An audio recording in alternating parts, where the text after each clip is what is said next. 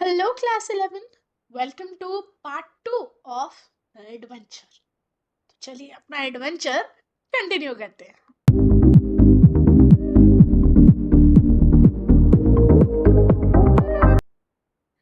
क्या जाना था हमने पार्ट 1 में? पार्ट 1 में हमने जाना कि कैसे प्रोफेसर गायतोंडे पहुंच चुके हैं पैरेलल वर्ल्ड में और अपने आसपास बदली चीजों को देख वो कंफ्यूज हो गए हैं और जानना चाहते हैं कि हिस्ट्री में ऐसा क्या बदला या क्या ऐसा डिफरेंट हुआ जिसकी वजह से उनका प्रेजेंट बदल गया. प्रेजेंट में चीजें डिफरेंट है फ्रॉम व्हाट ही न्यू. तो उसके लिए सबसे पहले लेते हैं वो एक ट्रेन जर्नी, जिस जर्नी के दौरान वो समझते हैं कैसे लैंडस्केप डिफरेंट है, बिल्डिंग्स डिफरेंट हैं, चीजें अलग है. फिर वो अपने बेटे के ऑफिस में जाके जब उसके लिए पूछते हैं, उनसे पता लगता है कि उनके बेटे के नाम का तो कोई शख्स वहां है ही नहीं. तो उन्हें रियलाइज होता है कि पैरेलल वर्ल्ड में अगर वो खुद एग्जिस्ट नहीं करते या खुद मर चुके हैं तो क्या गारंटी है कि उनका बेटा भी वहां होगा. लाइब्रेरी पहुंचने के बाद जब वो हिस्ट्री की किताबें गो थ्रू करना शुरू करते हैं, उन्हें पता चलता है पहले 4 वॉल्यूम्स तक स्टोरी लगभग वैसी ही है जैसी उन्हें पता है. बट 5वें वॉल्यूम में जहां पे बैटल ऑफ पानीपत हुई, वहां से इतिहास के पन्ने बदल गए. क्योंकि असल दुनिया में जहां मराठास हारे थे, इस पैरेलल वर्ल्ड में मराठास की जीत हुई और उस जीत के चलते इंडिया का फ्यूचर बिल्कुल बदल सा गया.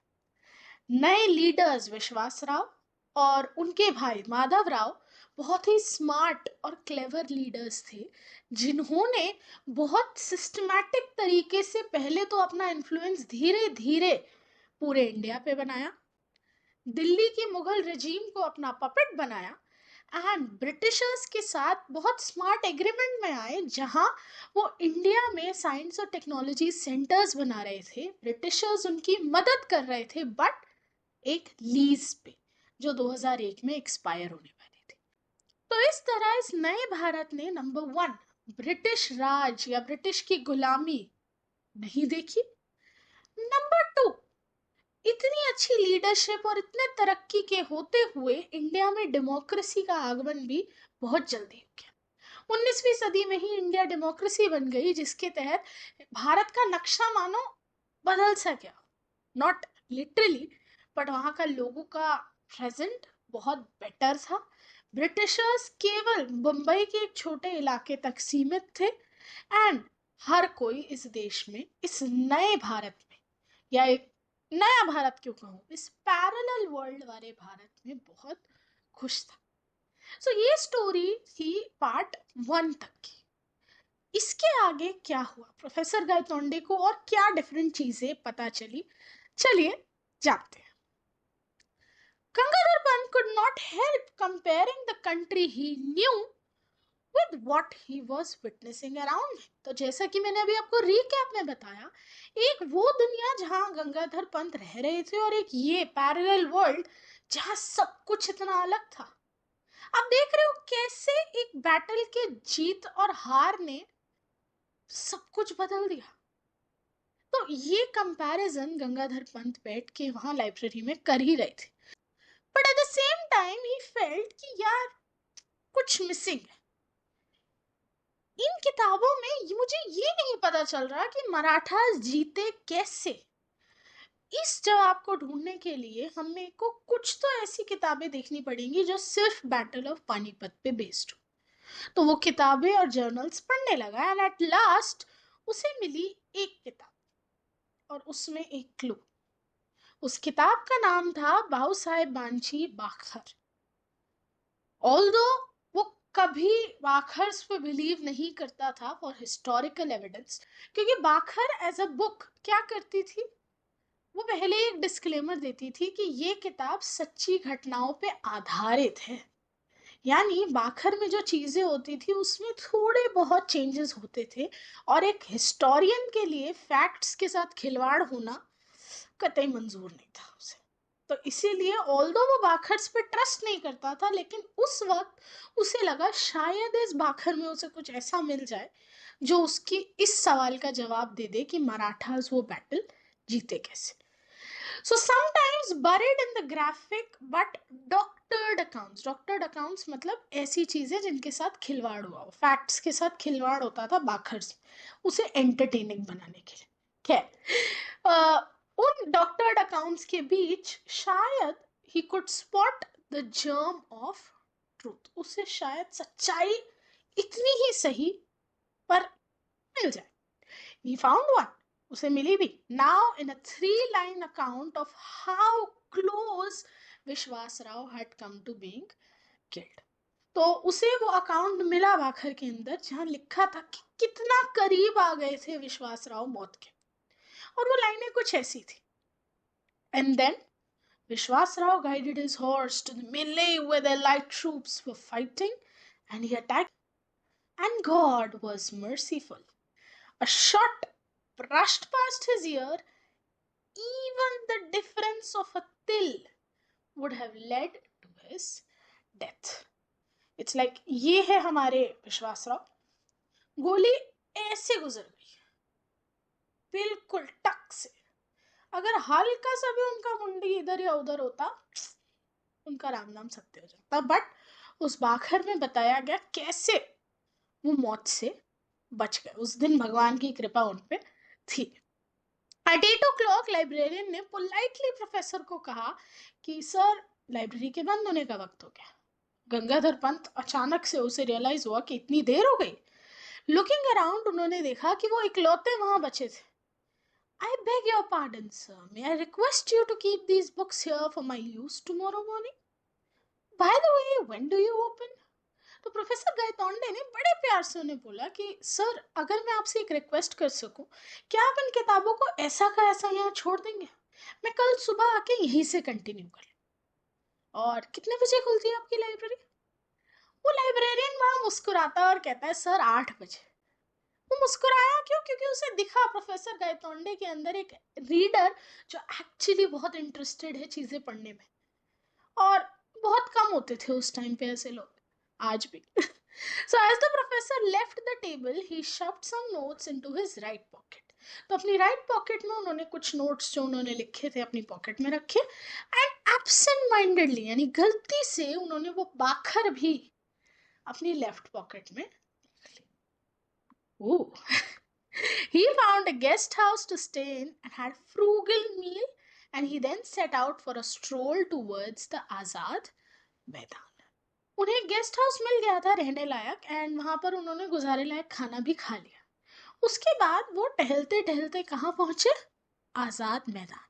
आजाद मैदान बॉम्बे या मुंबई का एक बहुत पॉपुलर प्लेस है जहाँ पे विक्ट्री स्पीचेस, पॉलिटिकल स्पीचेस, ये रैलीज और ये सब बहुत होते हैं. ठीक है, तो वो आजाद मैदान पहुंच गए. In the मैदान he found a throng moving towards a pandal. Throng is लोगों की भीड़, एक ग्रुप में, गुट में वो लोग पंडाल की तरफ जा रहे थे. So a lecture was to take place. तो उन्हें समझ आ गया कि वहां कोई लेक्चर होने वाला. Force of habit took Professor Gaitonde towards the pandal. और प्रोफेसर गायतोंडे साहब तो अपनी दुनिया में माहिर थे लेक्चर देने में, तो उस आदत के चलते वो भी पंडाल की ओर चल दिए. The lecture was in progress, although people kept coming and going. Lecture चलता रहा, लोग आते जाते रहे. But प्रोफेसर गायतोंडे ऑडियंस की तरफ इतना नहीं देख रहे थे जितना उनका ध्यान उस प्लेटफॉर्म पे था जहां से लेक्चर डिलीवर होना चाहिए था. लेकिन उस प्लेटफॉर्म को देख वो एकदम चकाचौंध रह गए. He was mesmerized क्योंकि उस प्लेटफॉर्म पे टेबल भी है, चेयर भी है, बट अनऑक्यूपाइड. वो कंफ्यूज कि ये कैसा लेक्चर है. द प्रेसिडेंशियल चेयर अनऑक्यूपाइड, उनके लिए तो ये भाई राम राम राम घोर पाप था. The sight stirred him to the depths. उनके अकॉर्डिंग ये चीज कितनी गलत है. Like a piece of iron attracted to a magnet, he swiftly move towards the chair. और उनका खुद का 999 लेक्चर डिलीवर करने का एक्सपीरियंस उनको उस कुर्सी की तरफ ऐसे खींच ले गया जैसे लोहे को मैग्नेट खींचता है. तो वो आदत से मजबूर पहुंच गए उस कुर्सी पे. The speaker stopped in mid-sentence, too shocked to continue. अब कोई बंदा अचानक से उस अनऑक्यूपाइड प्रेसिडेंशियल चेयर पे आ जाता है और जो स्पीकर वहां लेक्चर ऑलरेडी डिलीवर कर रहा था वो बीच में रुक जाता है एकदम शॉक में कि ये क्या कर रहा है। अब वो तो कुछ नहीं बोलता बट ऑडियंस चिल्लाती है और कहती है खाली करो कुर्सी को, इस लेक्चर सीरीज में कोई चेयर पर्सन नहीं होगा, चलो चलो प्लेटफॉर्म से उतरो मिस्टर। ये चेयर सिर्फ वहां सिंबल की तरह रखी जाती है, तुम्हें पता नहीं है क्या? ये सिर्फ खाली कुर्सी और टेबल वहां रखी जाती है। प्रोफेसर चिल्लाता है व्हाट नॉनसेंस, कौन सुनता है एक public lecture without a presiding dignitary. मतलब इट्स लाइक तुम एक पॉलिटिकल रैली में आए हो, नेताजी के लिए माइक वगैरह सब सजा के रखे हो, उनकी कुर्सी लगा के रखे हो, बट सब कुछ खाली छोड़कर नीचे खड़े होके कोई लेक्चर दे रहा है। ये क्या बात हुई भाई, ये कैसी रैली है, ये कैसा लेक्चर है? प्रोफेसर गायतोंडे माइक की तरफ गए और अपने व्यूज को लोगों के साथ बांटने लगे। Ladies and gentleman, an unchaired lecture is like Shakespeare's Hamlet without the Prince of Denmark. Let me tell you. Professor थोड़ा ओवर प्राउड थे अपनी स्पीकिंग स्किल्स को लेके, उन्हें लगा था कि वो जाके कुछ बोलेंगे तो ऑडियंस सुनेगी, तालियां बजाएगी एंड ध्यान देगी उनकी बातों पे। तो वो गए और बोलने लगे कि एक अनचेयर्ड लेक्चर यानी बिना प्रेसिडेंशियल चेयर के होने वाला लेक्चर उतना ही बेकार है जितनी शेक्सपियर की हैमलेट बिना प्रिंस ऑफ डेनमार्क के। मैं बताता हूँ आपको। But the audience, they were in no mood to listen. Audience सुनना ही नहीं चाहती थी। दे लाइक हमें मत बताओ, we are sick of remarks from the chair. हम थक गए हैं उन लोगों की बातें सुन के जो यहाँ कुर्सी पे आके बकबक करते। ऑफ वोट ऑफ थैंक्स, मजबूरी में आके उन्हें 2 शब्द बोलने पड़ जाते हैं या लंबे लंबे उनके इंट्रोडक्शन हमें सुनने पड़ जाते हैं। We only want to listen to the speaker. हम यहाँ आते हैं सिर्फ स्पीकर की बात सुनने, हमें किसी चेयरमैन, चेयरपर्सन या चीफ गेस्ट से कोई लेना देना नहीं है। हमने ये पुराने कस्टम्स बहुत पहले ही त्याग दिए। एम्प्टी छोड़ो उस प्लेटफॉर्म को प्लीज। तो अब वो सब ये बातें प्रोफेसर साहब को बोलने लगे। पर Gangadhar Pant had the experience of speaking at 999 meetings and had faced the Pune audience at its most hostile. तो Gangadhar Pant again over confident अपने स्किल्स को लेके फिर अपने आप को दिलासा दे, तुमने गंगाधर पंत 999 मीटिंग्स ली है, तुमने तो इन पुणे वालों को इनके सबसे गुस्से वाले स्टेज पे भी काबू कर लिया है, तो ये लोग क्या है? कोई बात नहीं, अपना कूल बनाए रखो, इस लेक्चर को कंटिन्यू करो। अपने आप को वो ये सारी चीजें बोलते हैं and he kept on talking. अब क्योंकि वो लोगों की बात सुन नहीं रहे थे और वहां से हट नहीं रहे थे, he soon became a target for a shower of tomatoes, eggs and other objects. तो लोग अब उन पे अंडे टमाटर फेंकने लगे और ये उनकी लाइफ का पहला ऐसा एक्सपीरियंस था। कितना ह्यूमिलिएटेड और एम्बैरेस्ड फील कर रहे थे, but he kept on trying valiantly to correct this sacrilege. But फिर भी वो वहां डटे रहे और लोगों को ये रियलाइज कराना चाहते थे वो कि ये चीज कितनी गलत है। अब क्योंकि ना वो सुन रहे थे ना लोग, finally the audience swarmed to the stage to eject him bodily. Audience पहुंच गई स्टेज पे और उनको उठा के वहां से फेंकने लगी। And in the crowd Gangadhar Pant was nowhere to be seen. और इस सब के दौरान अचानक गंगाधर पंत वहां से गायब हो गए।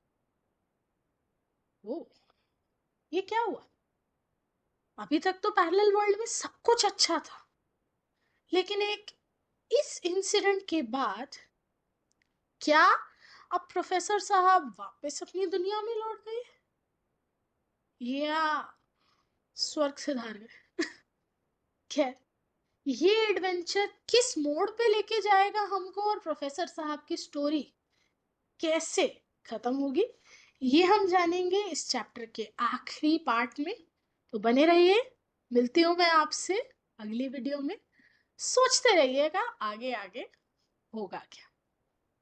बाय।